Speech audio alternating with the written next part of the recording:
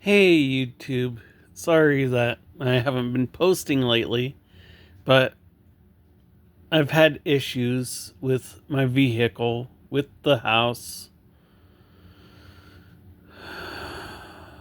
with myself. Um,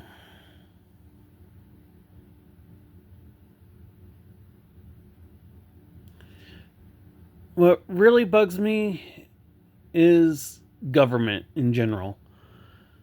Um, so much for being democratic society or Republican society, or just, well, our founding fathers knew the way, and, well, let's say we've slacked. I'll just put it that way. This month, for groceries, just strictly groceries for a type 2 diabetic, I will have $40 to my name. It might be $45 to $48, but still, it's still $40 to my name to last me a month.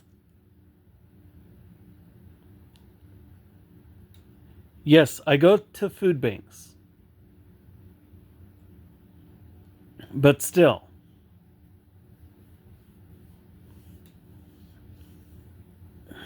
this government shutdown is for the birds.